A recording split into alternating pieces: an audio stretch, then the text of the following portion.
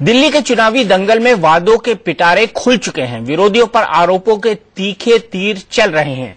उम्मीदवार घर घर दस्तक दे रहे हैं तो पार्टियों के दिग्गजों ने भी मैदान में उतरकर पूरा जोर लगा दिया है। सारी कवायद का मकसद सिर्फ एक है, दिल्ली वालों का दिल जीतना, क्योंकि सत्ता की कुर्सी वोटरों का दिल जीते बिना नसीब नहीं होती। इंडिया न्यूज लगातार नेताओं के नारों वादों पर भी नजर रखे हुए है और दिल्ली के लोगों की नब्ज भी टटोल रहा है। पिछले हफ्ते हमने दिल्ली का सबसे बड़ा ओपिनियन पोल वोटरों का दिल जीते बिना नसीब नहीं होती। इंडिया न्यूज लगातार नेताओं के नारों वादों पर भी नजर रखे हुए है और दिल्ली के लोगों की नब्ज भी टटोल रहा है।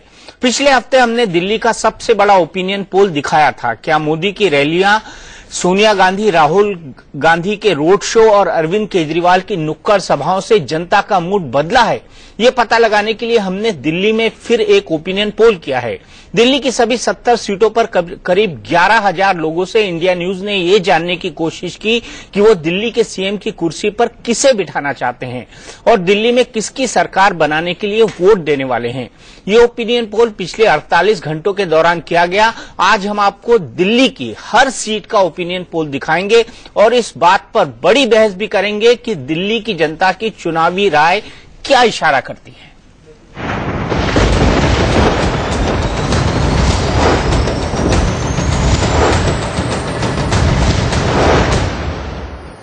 Co-powered by Aquaguard in association with HPL LED.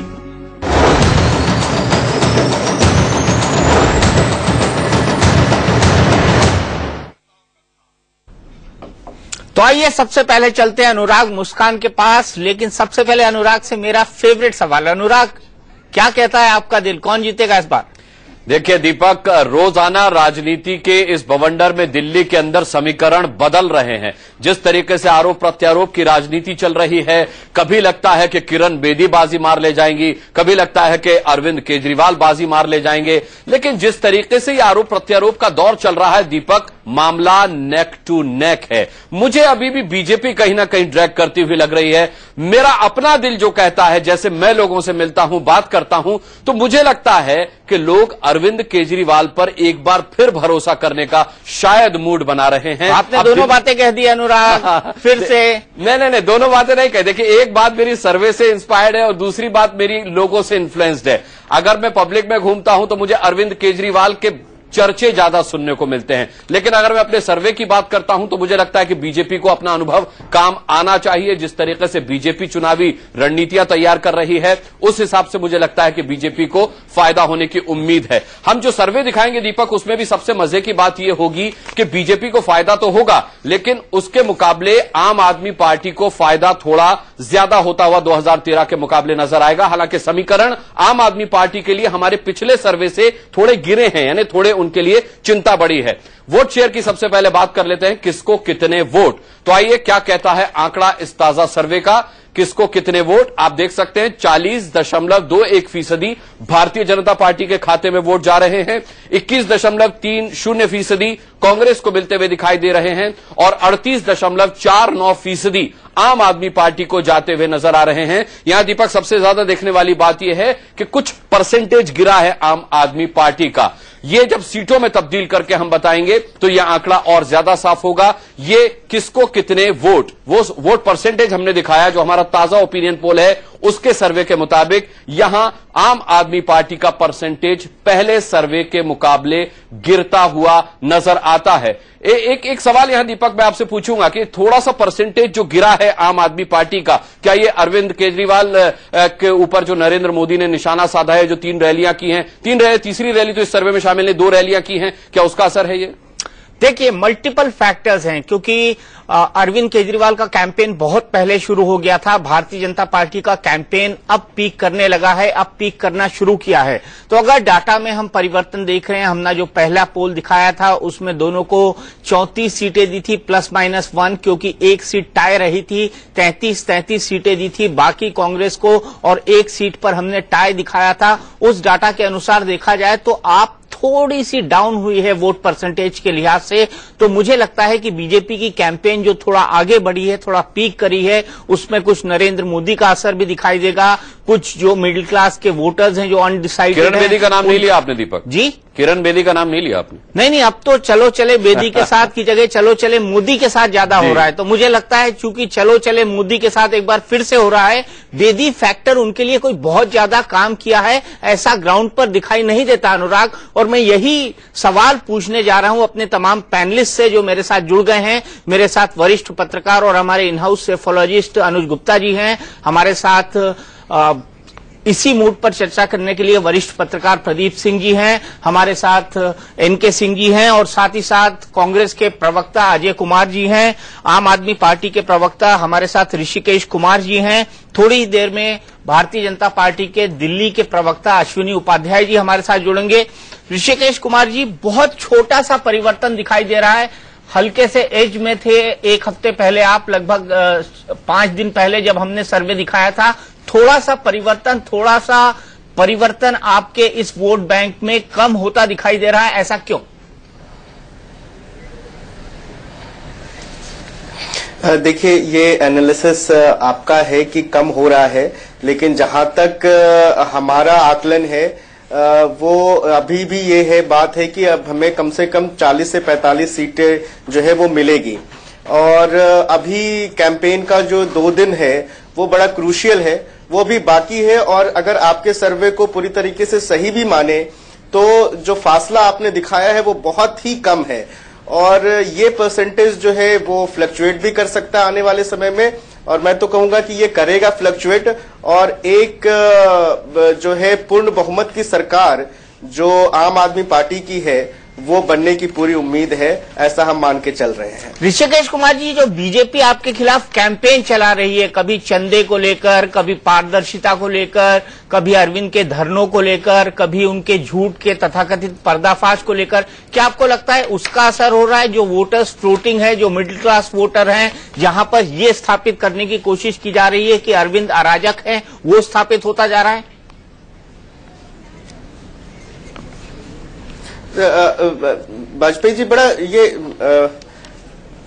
Deepak ji, बड़ा ये इंटरेस्टिंग फैक्ट है कि जब से अटैक करना बीजेपी ने शुरू किया है अरविंद केजरीवाल को, 10 तारीख की रैली में जब माननीय प्रधानमंत्री जी ने कहा कि भाई अरविंद केजरीवाल नक्सलाइट है, फिर उनकी कैंडिडेट नुपुर शर्मा जी कहती हैं कि वो बंदर है, फिर वो कहते हैं कि धरनेबाज हैं, फिर अभी उनका स्टेटमेंट आया है सीतारमन जी का, वो कह रहे हैं कि जी ये चोर है। तो इन सब चीजों से एक बात बिल्कुल साफ हो गई है कि कहीं ना कहीं आम आदमी पार्टी को जो इतनी सीटें मिल रही हैं और इतना परसेंटेज जो मिल रहा है वोट का, उसको कहीं ना कहीं वो सोच रहे, कोशिश कर रहे हैं कि इन सारे चीजों को बताकर इन पे इम्पैक्ट बनाया जाए, इनको जो है बैड लाइट में दिखाया जाए। लेकिन उल्टा हो रहा है ग्राउंड पे इन तमाम चीजों का असर जो है वो बीजेपी के खिलाफ जा रहा है और आम आदमी पार्टी के पक्ष में जा रहा है। जो लोग हमारी सभाओं में आ रहे हैं, जनसभाओं में शरीक हो रहे हैं, वो लोग पूरे मन बना चुके हैं कि इस बार जो है वोट आम आदमी पार्टी को देंगे, चाहे किसी भी तरीके की डर्टी पॉलिटिक्स जिस तरीके की बीजेपी कर रही है वो कर ले, मुझे लगता है दीपक ऋषिकेश को अगला आंकड़ा दिखा देना बड़ा चाहिए। अच्छा एक मैं आपको बात एक बात मैं आपको बता दूं दीपक जी कि आपका सर्वे जो भी है वो 48 घंटे के दौरान का है और अभी 48 घंटे और भी बाकी हैं। तो किसी एक निर्णय पे पहुंचने से पहले हमें जो है वो पूरी तस्वीर तब साबित होगी जब जिस दिन इलेक्शन जो है होगा और जिस दिन लोग जो है वोट करेंगे। तो अभी मामला ये कहना कि भाई जो सर्वे हमें जो है 10 से 12 सीट दे रही थी, वो सर्वे फिर बाद में बढ़ के 30 के पास आई, फिर 34 के पास आई, तो ये फ्लक्चुएशन तो सर्वे का हो रहा है। और आज अगर एचटी के सर्वे की बात करें, अगर आज जो है इकोनॉमिक्स टाइम्स की सर्वे की बात करें, तो उन सर्वे को अगर सत्य माने तो उनके अनुसार जो है हमें 37 सीटें मिल रही हैं। तो ऐसा है कि आम आदमी पार्टी की सरकार जो है वो बनने जा रही है और बीजेपी हताशा में निराश होकर और एक तरीके से खलबली मची हुई है कि वित्त मंत्री बाइट दे रहे हैं अरविंद केजरीवाल के ऊपर कि भाई उन्होंने गलत किया है। जी ऋषि जी, मैं आता हूं आपके पास फिर। रहा है कि ऊपर से नीचे किस तरीके से खलबली है कैप में। बिल्कुल अब चलते हैं अगले आंकड़े के लिए फिर से अनुराग के पास और देखते हैं कि मोस्ट पॉपुलर चीफ मिनिस्टर कौन बन रहा है हमारे सर्वे के अनुसार। बिल्कुल, मुझे लगता है कि ऋषिकेश को अपनी सवाल का जवाब अब इस आंकड़े में मिलने वाला है कि लोग हर हाल में चाहते हैं कि अरविंद केजरीवाल को वो मुख्यमंत्री बनाए। कौन होगा जनता की नजर में सबसे बेहतर मुख्यमंत्री? अभी ऋषिकेश का चेहरा यहां स्क्रीन पर है, अभी कुछ ही देर में आंकड़ा आएगा और हम देखेंगे कि जनता ने इस सर्वे में क्या जवाब दिया। कौन होगा सबसे बेहतर मुख्यमंत्री? मुख्यमंत्री पद के लिए बेहतर किसे मानते हैं? 41.29% किरण बेदी को मुख्यमंत्री पद के लिए बेहतर मानते हैं, जबकि 38.21% केवल आम आदमी पार्टी के अरविंद केजरीवाल को बेहतर मानते हैं। 20.50% अजय माकन का चेहरा, हालांकि अजय माकन को अभी प्रोजेक्ट नहीं किया सीएम के तौर पर, लेकिन हम मानकर चल रहे चुनाव की कमान उनके हाथ में है, तो अजय माकन या कांग्रेस का जो उम्मीदवार होगा उसको 20.50% मानते हैं। दीपक, ऋषिकेश को याद दिलाने की जरूरत है शायद कि जिस वक्त बीजेपी ने अपने सीएम पद का कैंडिडेट घोषित नहीं किया था, अरविंद केजरीवाल को सर्वाधिक बेहतर मुख्यमंत्री के तौर पर दिल्ली की जनता देख रही थी, लेकिन जब से किरण बेदी का नाम सामने आया है इस आंकड़े में भी तेजी से बदलाव आया है। 41.29% अब किरण बेदी को सीएम बने देखना चाहते हैं, जबकि ऋषिकेश केवल 38.21% लोग हैं जो अरविंद केजरीवाल को मुख्यमंत्री देखना चाहते हैं। आपका दावा तो यहीं खारिज हो गया, जनता ने खारिज कर दिया। नहीं, देखिए, नहीं, जनता एक आपका सर्वे है और मैं उसकी विश्वसनीयता पे कोई भी सवाल नहीं खड़ा कर रहा हूं। और जहां तक बात है कि बेदी जी की पॉपुलैरिटी को, ये थोड़ा सा जो है वो पचने लायक नहीं है। आप अगर ये कह रहे होते कि जी बीजेपी का वोट परसेंटेज ये है, आम आदमी पार्टी का, कि Arvind Kejriwal as a CM जब और जिस चैनल के मैं आपको नहीं पच रहा है तो आप हाजमोला ले लीजिए, लेकिन ये सर्वे बहुत जमीनी है। केजरीवाल को ये सर्वे जनता के बीच, उसी दिल्ली की जनता के बीच जाकर किया है हमने। बिल्कुल, मैं आपकी सर्वे की विश्वसनीयता पे सवाल नहीं कर रहा हूं। हम आपके सर्वे की विश्वसनीयता पे सवाल नहीं कर रहा हूं। आपका सर्वे कह सकता है, लेकिन हमारा भी प्रजातंत्र में हमारा सर्वे नहीं कह रहा, जनता कह रही। ऋषिकेश देखिए, माइन्यूट सा फर्क है, जीना सा अंतर है। आप क्या पकड़ रहे हैं, मैं क्या बताना चाहता हूं, ये जनता कह रही है, माध्यम है हमारा सर्वे, केवल माध्यम है। आप जनता क्या सैंपल सर्वे है किस तरह, नहीं, कितना सैंपल साइज है? 10,000 का है, बहुत बड़ा सैंपल साइज है ऋषि जी, बहुत बड़ा सैंपल साइज है। पे भी कीजिए। नहीं, 10,000 जो है वो पूरे कॉन्स्टिट्यूएंसी को नहीं दिखाता है। कॉन्स्टिट्यूएंसी में बहुत वोट होते हैं, लाखों वोट होते हैं, उसमें से 10,000 का सैंपल जो है उसमें से किस ग्रुप का किया नहीं किया है, वो सारी टेक्निकलिटीज में नहीं जा रहा हूं। एक बहुत हमारे पास भी आपको ज्ञात हो कि योगेंद्र यादव जी सेफोलॉजिस्ट रहे और उनकी पूरी लाइफ जो है ये सेफोलॉजी में ही बीत गई। उनका आकलन मैं आपको बता रहा हूं, उनके सर्वे का ये रिपोर्ट है कि सीटों के लिए, सीटों को जहां तक अगर हम देखें तो सीटों में जो है आम आदमी पार्टी 40 से 45 तक आज की तारीख में स्टैंड कर रही है। चलिए, आप पहले 55 कह रहे थे, आप 40 से 45 तक आ गए। आप पहले 55 कह रहे थे, आगे रहे हैं। आप पहले 55 कह रहे थे, अब 40 से 45 तक खुद आ गए हैं। ऐसा क्यों, मैं आपसे जानूंगा आगे। ऋषि जी, आपने बहुत लंबा वक्त लिया है, मुझे दूसरे लोगों को भी बोलने का मौका देना है। मैं पहले चलता हूं डॉक्टर अजय कुमार के पास, उसके बाद मैं आऊंगा अश्विनी भाई के पास। डॉक्टर अजय कुमार काफी देर से इंतजार कर रहे हैं। डॉक्टर अजय कुमार, कांग्रेस तीसरे नंबर पर, ऐसा लग रहा है आपका पूरा का पूरा वोट बैंक आम आदमी पार्टी खा चुकी है। आपने ऐसा कैसे होने दिया?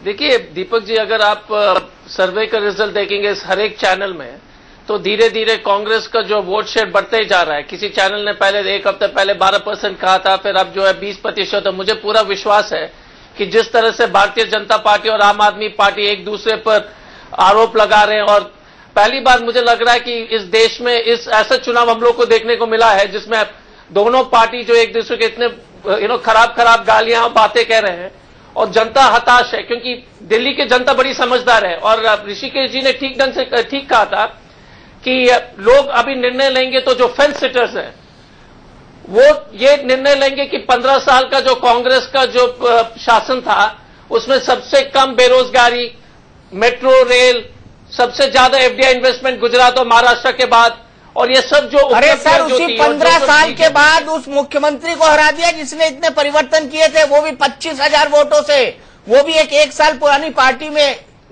उसी को क्यों भूल रहे हैं अजय कुमार जी? नहीं मुझे याद, लेकिन आप 1 साल हो गया है, उस वक्त एंटी इनकम्बेंसी की बात थी, पर आप देख लीजिए ना, धीरे धीरे कांग्रेस का जो वोट प्रतिशत है बढ़ रहा है और जनता भी ये देख रहे हैं कि अगर आपका 2-3% वोट और भी बढ़ जाएगा तो भी आप फाइट में नहीं है। अजय कुमार जी, इस बात को एक्सेप्ट कर लीजिए। नहीं, देख लीजिए पहले दीपक चौरासिया जी, पहले तो हम ये कहना चाहेंगे कि पहले कुछ टीवी चैनल ने 8%, 12%, 20%, आप देख लीजिए चुनाव तक 28, 30, 32 तक पहुंच जाएंगे, क्योंकि दिल्ली की जनता देख रही है कि ये जो दोनों मेन जो अपने आप को प्रमुख पार्टी या वर्तमान में कहना, अपने आप को बोलना चाहेंगे, अपने आप को पीठ ठोकर कहना चाहेंगे, उनका क्या पॉलिटिकल एजेंडा है।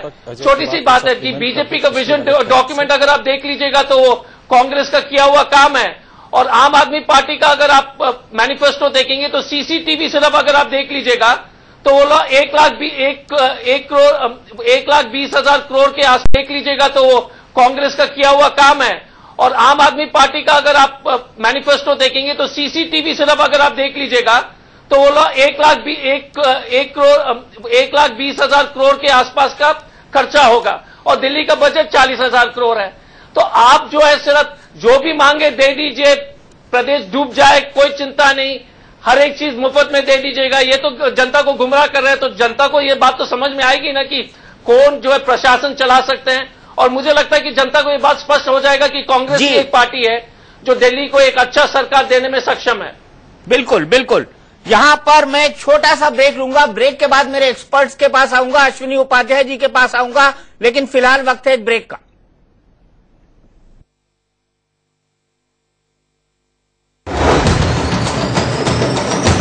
सिर्फ और सिर्फ इंडिया न्यूज पर दिल्ली की हर एक सीट का ओपिनियन पोल। जी हां, ये सर्वे हम आपको दिखाएंगे। इस सर्वे में हम आपको दिखाएंगे दिल्ली की एक एक सीट का ओपिनियन पोल। लेकिन सबसे पहले अनुराग से देख लेते हैं कि क्या कहता है पूरा दिल्ली का एक ब्रॉड पिक्चर। पूरी दिल्ली में किसकी सरकार बन सकती है, आइए पहले वो देखते हैं। और ये आंकड़े आपको चौंका सकते हैं, इसलिए अपनी कुर्सी से हिलिएगा मत। बिल्कुल, ये आंकड़े बेशक चौंकाएंगे दीपक। जिसने हमारा पुराना ओपिनियन पोल देखा होगा, बेशक ये आंकड़े उनको चौंका देंगे। देखिए किसको कितनी सीटें इस आंकड़े में मिलती हुई दिखाई दे रही हैं। देखने और समझने वाली बात है, बीजेपी को 33 सीटें मिलती हुई दिखाई दे रही हैं, जबकि आम आदमी पार्टी को 31। याद दिलाने की जरूरत है कि इससे पहले वाले ओपिनियन पोल में हमारे सर्वे ने टाई किया था, रिजल्ट टाई था। 34 सीटें मिल रही थी बीजेपी को और 34 सीटें मिल रही थी आम आदमी पार्टी को। एक सीट उस सर्वे के हिसाब से बीजेपी की कम हुई है, लेकिन उस मुकाबले में 3 सीटें आम आदमी पार्टी की कम हुई है। थोड़ा गेन जो किसी काम का नहीं है, कांग्रेस के खाते में जाता हुआ यहां दिखाई दे रहा है। यानी कांग्रेस के खाते में सिर्फ 6 सीटें जाती हुई दिखाई दे रही हैं। यह इंप्रूवमेंट उसके हालांकि किसी काम का नहीं है। 33 सीटें बीजेपी को, 31 सीटें आम आदमी पार्टी को। यहां पर भी आम आदमी पार्टी का आंकड़ा गिरा है। अब हम देख लेते हैं सीटों में आया नफा नुकसान। नफा नुकसान का आंकड़ा क्या कहता है, यह देख लीजिए। ये 2015 के ओपिनियन पोल में अभी हमने बताया 33 सीटें, 2013 में 32 सीटें आई थी, यानी पिछले साल के मुकाबले केवल 1 सीट का नफा होता हुआ दिखाई दे रहा है। जबकि आप साफ तौर पर देख सकते हैं कि 6 सीटें केवल कांग्रेस को आती हुई दिखाई दे रही हैं, जबकि पिछले साल जो 8 पर कांग्रेस सिमट कर रह गई थी, 2 का नुकसान यहां होता हुआ दिखाई दे रहा है। मैंने कांग्रेस के जिस नफे की बात की थी वो पुराने ओपिनियन पोल के मुकाबले में की थी, पिछले साल के मुकाबले में नहीं। कांग्रेस को अब भी घाटा है। हां, जो 2-4 सीटों का इंप्रूवमेंट पिछले ओपिनियन पोल के हिसाब से किया है वो उसके किसी काम का नहीं। 31, यहां देखिए 31 सीटें आम आदमी पार्टी को जाती हुई दिखाई दे रही हैं, जबकि 28 सीटें आई थी, यानी पिछले विधानसभा चुनाव के हिसाब से 3 सीटों का फायदा उसे होता हुआ नजर आ रहा है। दीपक, अनुराग, यहां पर आपने कहा कि कांग्रेस को जो है वो घाटा होता हुआ दिखाई दे रहा है पिछले सरकार के मुकाबले, लेकिन कांग्रेस की ये 6 सीटें, भूलिए मत, अगर यही सिचुएशन बनती है तो कांग्रेस की ये 6 सीटें किंग मेकर साबित हो सकती हैं और एक बार फिर से पार्टी की सरकार बनवा सकती है। लेकिन दीपक, बीजेपी के साथ कांग्रेस ने जाना नहीं और केजरीवाल के साथ दोबारा जाने की गलती कांग्रेस नहीं करेगी। ऐसा कांग्रेस के जंग और मोहब्बत में सब जायज है। मोदी को रोकने के लिए कुछ भी हो सकता है। जी, तभी दिग्विजय सिंह किसी काम कौन सोच रहा था, किसी काम की नहीं, बहुत काम की होंगी, बहुत काम की होंगी। और अश्विनी भाई, मैं यही पूछ रहा हूं, आप आगे तो बड़े हैं पर बहुमत से बड़ी दूर हैं। दीपक जी, मैं आपको बताऊं, जहां आपने मोदी जी की बात की कि मोदी जी को रोकने के लिए, वास्तव में आप 7 महीने पहले देखेंगे तो लोकसभा के चुनाव में सारे के सारे मौसेरे भाई एक हो गए थे मोदी जी को रोकने के लिए। और कहाँ एक हुए थे तब? लालू और नीतीश तो एक हुए ही नहीं थे, अब एक हो रहे हैं। हाँ, कुछ बस एक दो रह गए थे, अदरवाइज सारे मौसेरे भाई एक हो गए थे। देश की जनता ने उसी को चैलेंज मान के एक ऐसा बहुमत दिया कि सारे सर्वे रह गए। दोबारा फिर से वही टाइम आ गया है। आप यात्रा हमारी शुरू हुई, मैं पुरानी बात नहीं करूंगा, झारखंड और हरियाणा और महाराष्ट्र। अरे वहां तो था चलो चले मोदी के साथ, यहाँ है चलो चले बेदी के साथ। नहीं, दिल्ली की जनता ने पूरा मन बना लिया है, बेदी सीएम मोदी पीएम, ये हमारा नारा है और इसी पे जाएगा। दिल्ली की जनता समझ चुकी है, एक भ्रष्टाचारी पार्टी, एक धोखेबाज पार्टी। और अभी एक दो दिनों में आपने देखा काली रात का काला जादू के काला सच ये जनता के सामने आ गया है। क्या क्या हो रहा है ईमानदारी की चादर ओढ़ के रात में 12 बजे, वो जनता ने देख लिया है। इसलिए अब क्या हो रहा है 12 बजे? अब ईमानदारी की चादर ओढ़ के क्या हो रहा है 12 बजे? वो तो आपने देखा 4-4 चेक आ रहे हैं, मतलब ठेले वाले। 12 बजे थोड़ी आए हैं बॉस। नहीं, रात के 12 बजे का काला जादू हुआ है। वो आप लोग दिखा रहे हैं कि कैसे 50-50 लाख के चेक। अरे वो तो कह रहे हैं अरविंद केजरीवाल की मैंने हवाला ट्रांजैक्शन किया तो मुझे गिरफ्तार कर लो। आपकी पार्टी है जो गिरफ्तार। अरे वो मानते किसको है? वो तो पॉलिटिकल स्टेटमेंट दे रहे हैं, इलेक्शन कमीशन को मानते नहीं। इलेक्शन कमीशन फटकारता था। वो तो सरकार को मान रहे ना, वो कह रहे हैं नहीं मान रहे सर, कार्रवाई। मैं आपको बता रहा हूँ, कार्रवाई नहीं कर रहे हैं। इनका मैं आपको जवाब बता रहा हूँ। इलेक्शन कमीशन ने 4 बार फटकारा। अगर कोई एक सही इंसान होता तो मान लेता, अपनी गलती मान लेता, लेकिन ये ऐसे लोग रहे, इन्होंने इलेक्शन कमीशन की बात नहीं मानी, हाईकोर्ट चले गए। इसके पहले इनको कोर्ट फटकारती थी कि बेल बॉन्ड ले लो, बेल बॉन्ड ले लो, तो कोर्ट की बात नहीं मानी। अरे आपको कौन रोक रहा है? अब आपकी तो सरकार है भाई, वो गलत थोड़ी कर रहे हैं। आपको बिल्कुल सरकार, क्या उन्होंने हवाला ट्रांजैक्शन किया है? बिल्कुल किया, या तो गिरफ्तार कर लो आप उनको। नहीं, आप भाई लॉजिक बनता है ना इनके सिंह सर, लॉजिक बनता है कि नहीं कि उनको खिलाफ कार्रवाई करें? दीपक जी, लॉजिक बनता है। दीपक जी, ऐसे नहीं गिरफ्तारी होगी, गिरफ्तारी होगी लेकिन इनको मुद्दा नहीं दिया जाएगा। अभी ये चाहते हैं इनको गिरफ्तारी हो जाए, उसके बाद बोलो देखो जी मैं तो गरीब आदमी हूं, मैं तो आम आदमी, मुझे गिरफ्तार कर लिया। ऐसी गिरफ्तारी नहीं करेंगे। हवाला ट्रांजैक्शन चेक ये गिरफ्तार, इनका जेल जाना तय है, लेकिन अभी नहीं। वो आराम से सरकारी जो अपना नियम कानून के तहत। अरे सीएम बन गए तो कैसे जेल जाएंगे? अरे वो सीएम बनने वाले नहीं सर जी, सीएम नहीं बनने वाला। अभी तो परसों नरसों बोला मैं तो धरना दे दूंगा, मैं तो धरना दे दूंगा। इसलिए सीएम नहीं बनने वाले। सीएम का ख्वाब चला गया, 49 दिन में बनना था, वो कहीं कुंडली में लिखा था 49 दिन के लिए, बन गए। अब बात खत्म हो गई। तो अभी भी उनको है भाई, ऐसे कैसे बोल रहे हैं? ख्वाब तो और दिल्ली में उनकी सभाओं में भीड़ अच्छी आ रही है। क्यों नहीं कर रहे हैं बीजेपी वाले? नहीं, देखिए बड़ी स्पष्ट सी बात है कि ये पॉलिटिकल इशू है भाई। ये आम आदमी, यही तो अरुण जेटली जी कह रहे हैं। हाँ, आम आदमी पार्टी के लोग 2013 के चुनाव से पहले कहते थे ना, शीला दीक्षित के पास सारे सबूत हैं और आते ही हम कार्रवाई करेंगे। तो उस समय शीला दीक्षित को गिरफ्तार कर लिया होता आते ही, तो कार्रवाई हुई नहीं। जो कानून की कार्रवाई है वो अपनी गति से और अपने समय से चलेगी।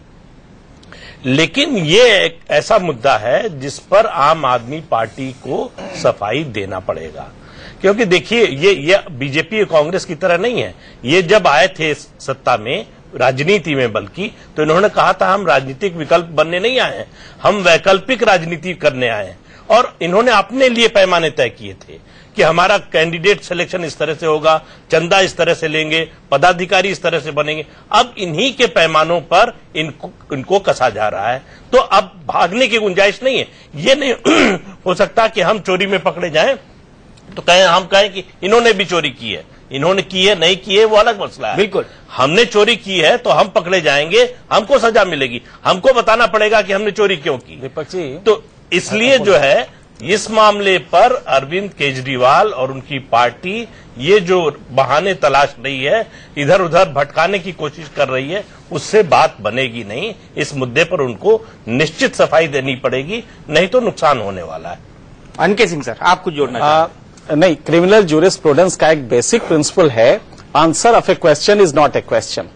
आपसे पूछा गया कि भाई आपने ये ट्रांजैक्शन किया है, आपने देखा कि ये गांव में, गली कूचों में, स्लम एरियाज में मकान, इनके वो ऑफिस है, फर्जी है पूरा का पूरा।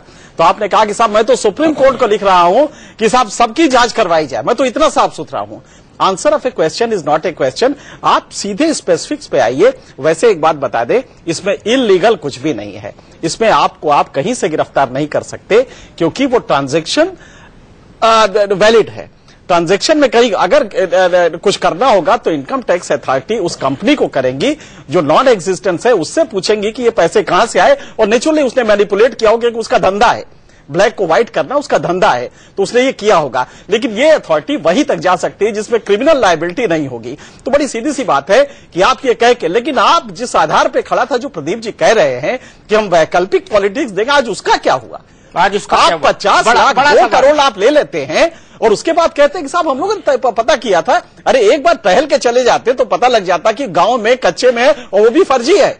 वो गांव वाले कहते नहीं साहब ये तो मेरी जमीन है, इसमें कहां मकान है। मैं दीपक जी तो आप और अरविंद केजरीवाल IRS ऑफिसर हैं, वो सब तो जानते हैं, देख के बता सकते हैं कि इसमें कुछ पिछी है, कुछ गड़बड़ है। इन्होंने दोहरा अच्छा धंधा मुझे अपनाया। बताइए दोहरा कि धंधा आपकी अपनाया। पॉलिटिकल अफेयर्स कमेटी ने इसको सैंक्शन किया था, जी हाँ, तो आपने ये नहीं देखा था कि ये फर्जी कंपनियां हैं? ऋषि जी आपने ये नहीं देखा था? आप तो बिल्कुल ट्रांसपेरेंसी और ईमानदारी और उसका सबका दावा करते हैं, आपने ये नहीं देखा था फर्जी कंपनियां हैं? नहीं, दीपक जी आपके पैनलिस्ट एक बार बोल चुके हैं कि कोई भी इलीगलिटीज नहीं थी, कोई भी किसी तरीके का इलीगल ट्रांजैक्शन नहीं था। लेजिटिमेसी क्वेश्चनेबल है, लेजिटिमेसी और लीगैलिटी में अंतर होता है। को देखते हैं जब भी नहीं पीएसी 3 नहीं पीएसी 3 चीजों को देखती है भाई। जो चेक आया वो चेक तो किसी एक बैंक से आया हुआ है और उस चेक किसने दिया? एक कंपनी ने दिया जो कि आरओसी में रजिस्टर्ड है, ये हमने चेक कर लिया। उस कंपनी का एक पैन कार्ड है जो कि इनकम टैक्स प्रोवाइड कर रही है, वो हमने चेक कर लिया। तो भाई सवाल ये उठता है कि कोई फर्जी कंपनी है, उसको जांच करने के लिए क्या हम इतने इनोसेंट है कि आपको 2 करोड़ मिल रहे हैं और आपको ये मालूम भी नहीं है? इतने इनोसेंट हैं आप। कल दाऊद इब्राहिम जब आपके अकाउंट में डाल देगा एक पैन नंबर से और होगा, वो भी आप एक्सेप्ट कर लेंगे। टाइमिंग को देखिए दीपक जी, आरोपों की टाइमिंग का सवाल नहीं है, अप्रैल के महीने का है, और उसके बाद आज क्यों मतलब है क्योंकि ये वही लोग हैं जो इंट्रैपमेंट में डालने के लिए इस तरीके से फर्जी कंपनियों के द्वारा इन्होंने चंदा प्रोवाइड करवाया। तो आपने फर्जी कंपनियों से लिया क्यों? इस सवाल का जवाब दीजिए, आपने फर्जी कंपनियों से लिया क्यों? एक इंट्रैपमेंट है। अच्छा 2 करोड़ आप हजम कर गए। आप मानते हैं इंट्रैपमेंट है? थोड़ी ना है। आप मानते हैं ये इंट्रैपमेंट है और इस इंट्रैपमेंट में आप फंसे हैं? ये इंट्रैपमेंट है। आपको मैं बताऊं, जो आवाम ने आज जो चेक इशू किया, कहा कि भाई ये 2 चेक और भी थे, उसमें वही सेम हैंडराइटिंग थी, सारा कुछ वैसा ही था। तो इनको ये चीज पता करना होगा कि क्या ये बीजेपी से मिले हुए लोग जो कि इस तरीके का मौके का फायदा उठा रहे हैं, चलो भाई इसमें वही सेम हैंडराइटिंग थी, सारा कुछ वैसा ही था। तो इनको ये चीज पता करना होगा कि क्या ये बीजेपी से मिले हुए लोग जो कि इस तरीके का मौके का फायदा उठा रहे हैं, चलो भाई मिले हुए भी है आगे दोषमुक्त हो जाता है। अगर बीजेपी से मिले हैं तो आप दोषमुक्त हो जाते हैं। एक मिनट सर, मेरा सीधा सवाल है ऋषि जी, क्या ये इंट्रैपमेंट था?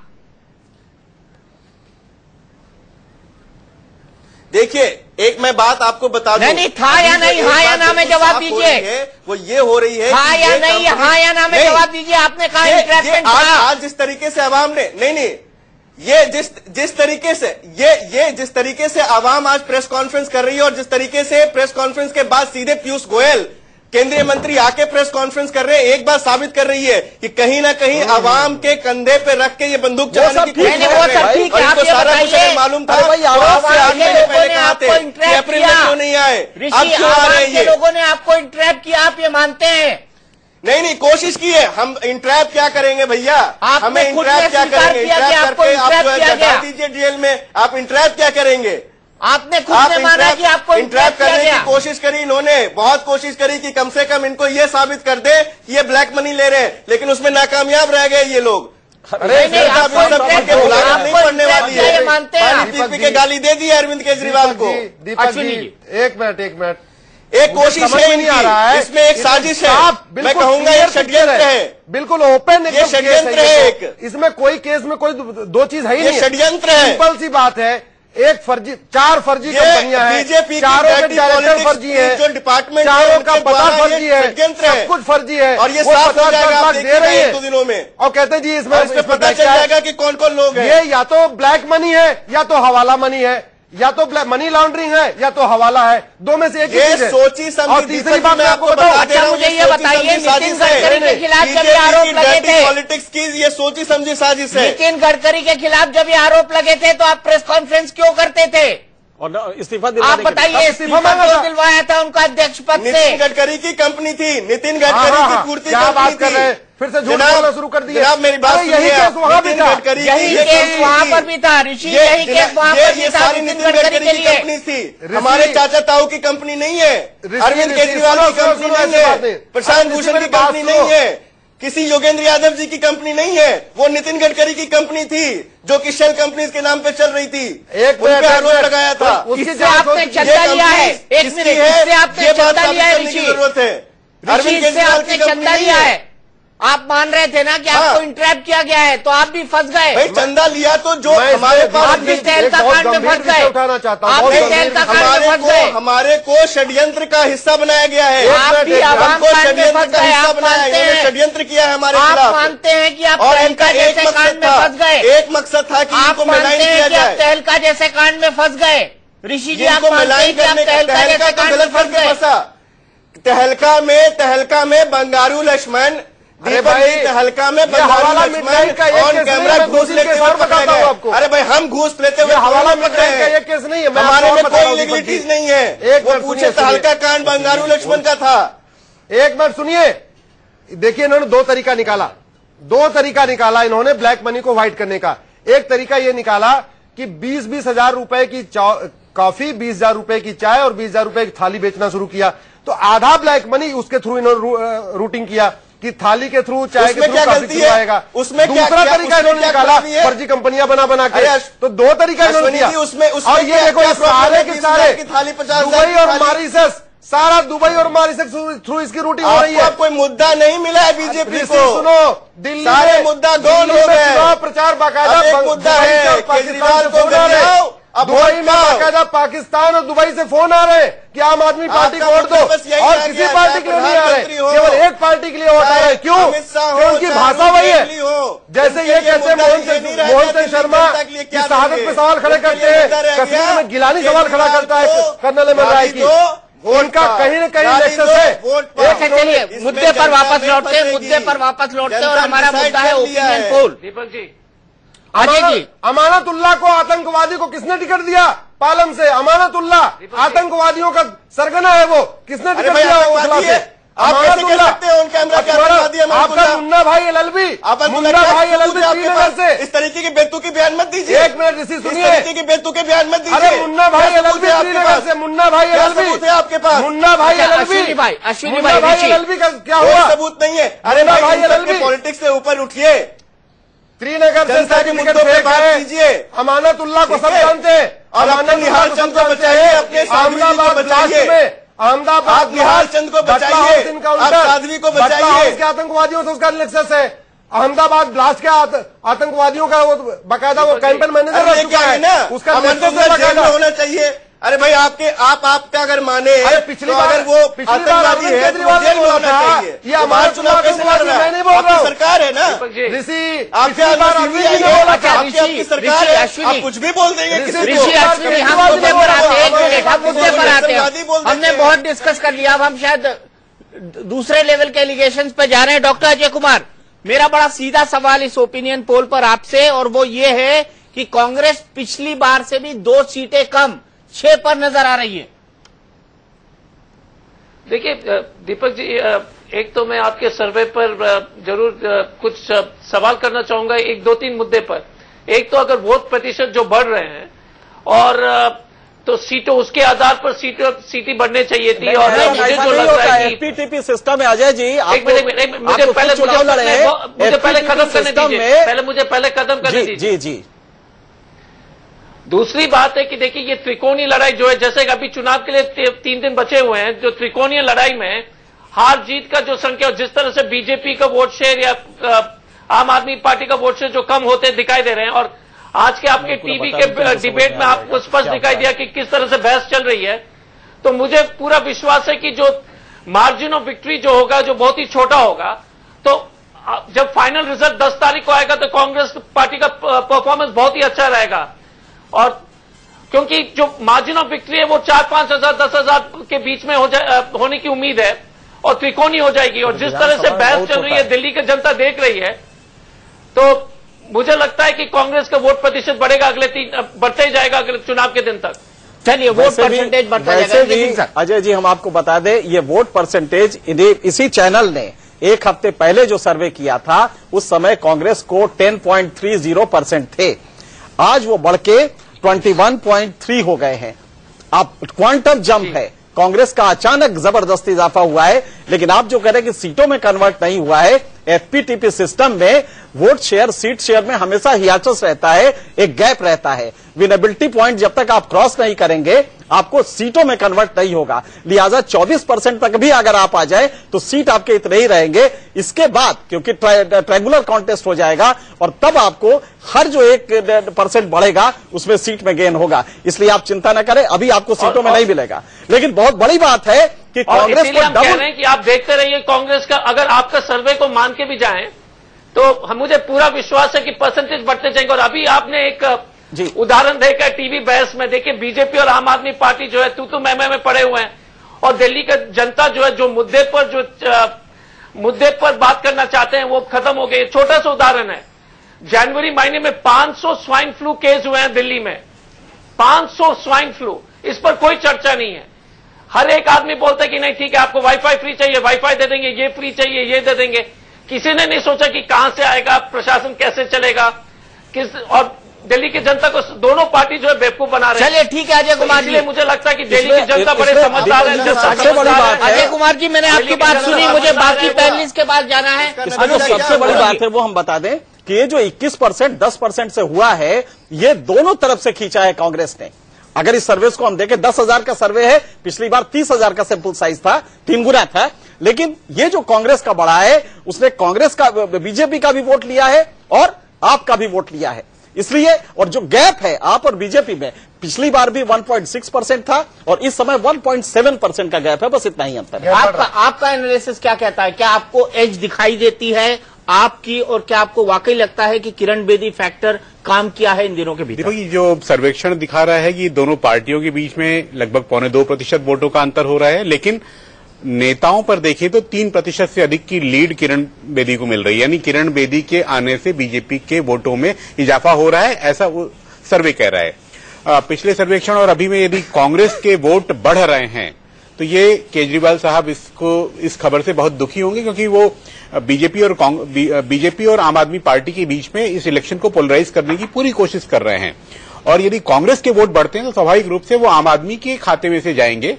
और बीजेपी वाले तो पहले से ही स्ट्रेटजी बना रहे हैं या चाहते हैं, और बीजेपी का इंटरनल सर्वे भी पिछले 1 महीने से शायद ये कहता है कि कांग्रेस जमीन पर मजबूत हो रही है।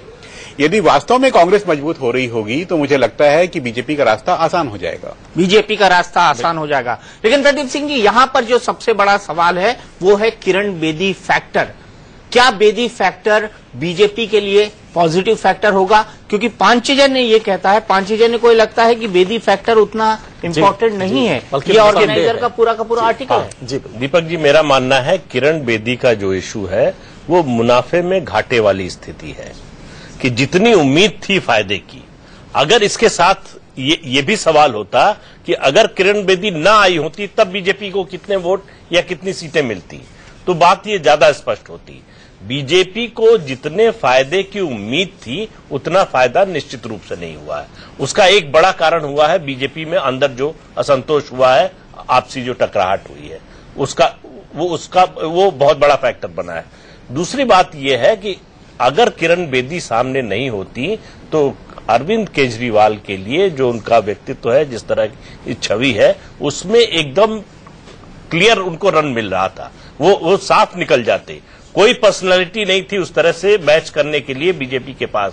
आम आदमी पार्टी कभी जगदीश मुखी का चेहरा पोस्टर पर लगा देती थी, कभी सतीश उपाध्याय का लगा देती थी। इसका जवाब बीजेपी के पास नहीं था।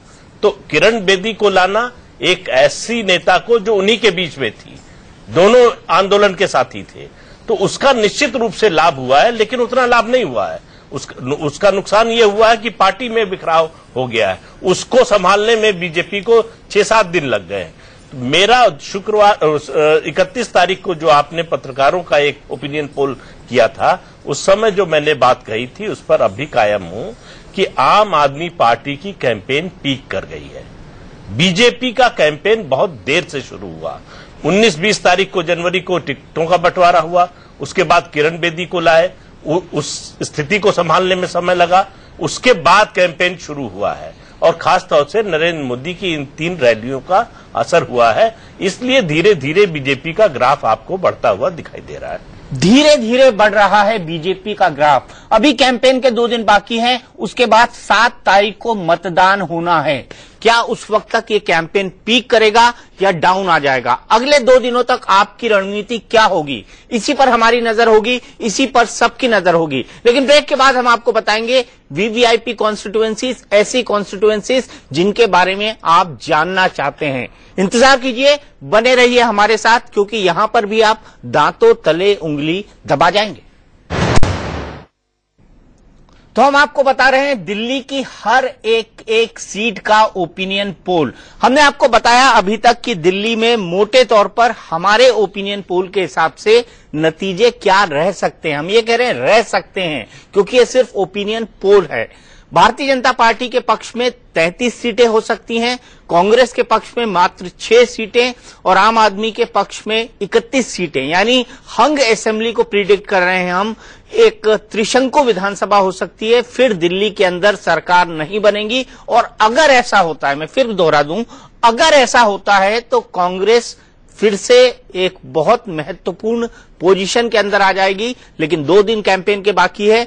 2 दिन में दिल्ली का मूड कैसे बदलता है, कैंपेन कैसे बदलती है, किस तरह से मुद्दे सामने आते हैं, किस तरह से परिस्थितियों का परिवर्तन होता है, किस तरह से नेताओं के वादे इरादे सामने आते हैं, ये सब चीजें बहुत कुछ निर्भर करेंगी इस ओपिनियन को बदलने में, क्योंकि आखिरी 48 घंटे बेहद महत्वपूर्ण होते हैं किसी भी चुनाव के लिए। ये बात हम एक बार दोहरा दें। अब सीधे चलते हैं अनुराग के पास 2 वीवीआईपी कॉन्स्टिट्यूएंसी के लिए, और ये वीवीआईपी कॉन्स्टिट्यूएंसी है कृष्णानगर, जहां से किरण बेदी जी लड़ रही हैं, और नई दिल्ली, जहां से लड़ रहे हैं इस चुनाव के सबसे महत्वपूर्ण किरदार अरविंद केजरीवाल। चलिए दीपक, सबसे पहले कृष्णानगर का रुख कर लेते हैं। कृष्णानगर का रुख हम इसलिए करते हैं क्योंकि कृष्णानगर में यहां समीकरण थोड़े से बदले हैं। कृष्णानगर में 57% लोग अब किरण बेदी के साथ खड़े हुए नजर आते हैं और केवल 18% लोग आम आदमी पार्टी के साथ हैं, जबकि 25% लोग यहां पर कांग्रेस के साथ खड़े नजर आते हैं। यहां ये परंपरागत सीट रही है कृष्णानगर भारतीय जनता पार्टी की। भारतीय जनता पार्टी यहां इस सीट से किरण बेदी को इसीलिए उतारा गया है कि उनके लिए ये सेफ सीट रहे, तो यहां से वो ठीक 57% वोट पाती हुई भी नजर आ रही हैं। लेकिन अगर बीजेपी की और मोदी की लहर की बात करें तो मुझे लगता है कि फिर ये प्रतिशत यहां कम है। 57% किरण बेदी के लिहाज से यहां कम हो सकता है। अगर हम दूसरी वीआईपी सीट की बात करें, नई दिल्ली, अरविंद केजरीवाल का हाल जानने की कोशिश करें वहां पर, तो देखिए वहां क्या आंकड़े आते हैं। अरविंद केजरीवाल 47% केवल वोट पाते हुए नजर आ रहे हैं। इसके अलावा कांग्रेस 29% और भारतीय जनता पार्टी 24%। पिछली बार के हिसाब से भी यह आंकड़ा तेजी से बदला है और अरविंद केजरीवाल ने यहां पर ड्रैग किया है। दीपक जी हां, अरविंद केजरीवाल ने यहां पर कुछ ड्रैग किया है, लेकिन जीत स्पष्ट नजर आ रही है किरण बेदी की भी और साथ ही साथ अरविंद केजरीवाल की भी। नई दिल्ली और कृष्णानगर का हाल आपको बताया। इस दोनों चुनाव में प्रदीप सिंह जी कोई आश्चर्य नहीं होना चाहिए? नहीं, कोई विशेष नहीं, लेकिन अरविंद केजरीवाल का अगर वोट परसेंटेज इतना कम, ये थोड़ा आश्चर्य की बात है। जिस तरह से 2013 में जीते थे और जो इस समय छवि है, जो इंप्रेशन बन रहा है कि सबसे आगे उनकी पार्टी है, मुख्यमंत्री पद के सबसे लोकप्रिय उम्मीदवार हैं, उसमें केवल 47% वोट मिलना, ये थोड़ा आश्चर्य की बात है। ऋषि, आपके लिए कोई आश्चर्य?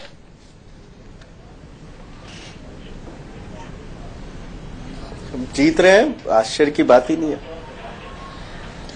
कृष्णानगर में बेदी को कड़ी टक्कर, मैं बताऊं, मोदी के होने के बावजूद। नहीं, मैं आपको बताऊं दीपक जी, दिल्ली की जनता अच्छी तरीके से अब ये समझने लग गई है।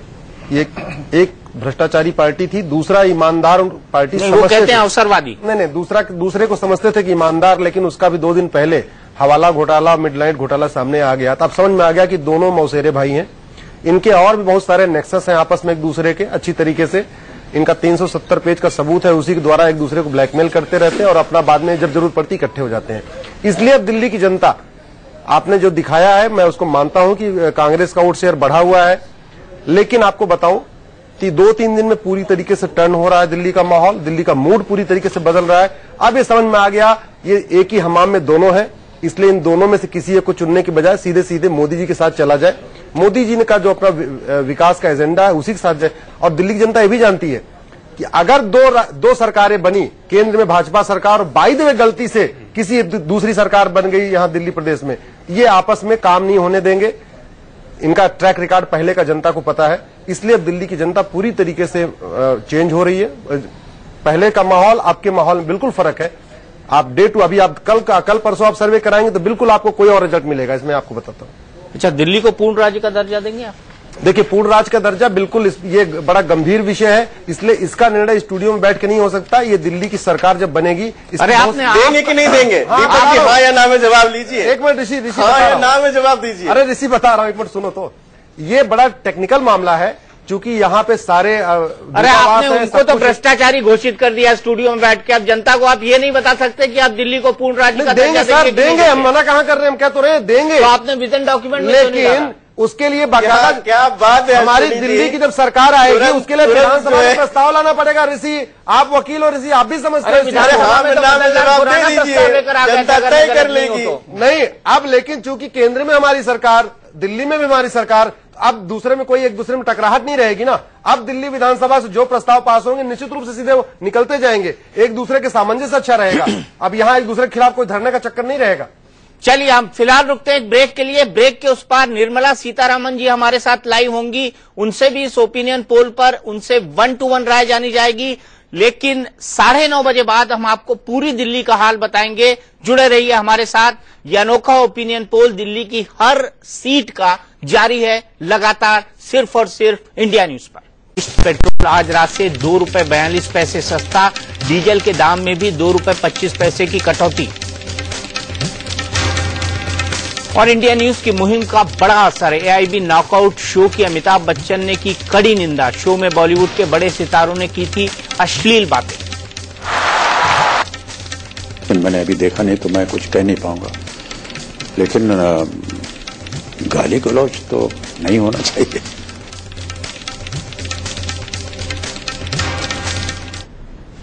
तो हम आपको बता रहे हैं इंडिया न्यूज पर ओपिनियन पोल लगातार। हम आपको थोड़ी देर में बताएंगे कि दिल्ली की हर एक सीट क्या कहती है। हमारे स्क्रोल पे चलेगा दिल्ली की 70 की 70 विधानसभा सीटों का हाल।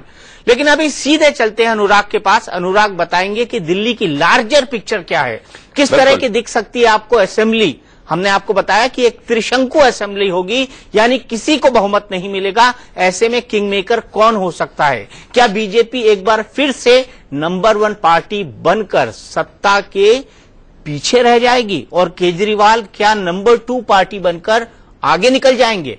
क्या केजरीवाल की सीटों में इजाफा हो रहा है और भारतीय जनता पार्टी की सीटों में नंबर 1 रहने के बाद भी कमी हो रही है? इन तमाम सवालों के जवाब देंगे अनुराग मुस्कान। बिल्कुल, चलिए किसको कितने वोट, देखिए किसको कितने वोट मिल रहे हैं। यह आंकड़ा पिछली बार के मुकाबले बदला है। 40.21% वोट जो है वो बीजेपी के खाते में जा रहे हैं। इसमें इजाफा जरूर हुआ है जब से मुख्यमंत्री पद के रूप में किरण बेदी का चेहरा सामने बीजेपी लाई है, जबकि 38.49% आम आदमी पार्टी को वोट मिलते दिखाई दे रहे हैं, जो कि ड्रैग किए हैं। कमी आई है इनमें 21.30% कांग्रेस के खाते में वोट जाते हुए नजर आ रही है। ताजा ओपिनियन पोल की पिक्चर है। आगे बढ़ते हैं और अब बात करते हैं अगले सवाल की कि मुख्यमंत्री पद के लिए जनता किसे बेहतर मानती है। यहां पर भी अरविंद केजरीवाल ने प्रतिशत में थोड़ी सी पछाड़ खाई है किरण बेदी के मुकाबले।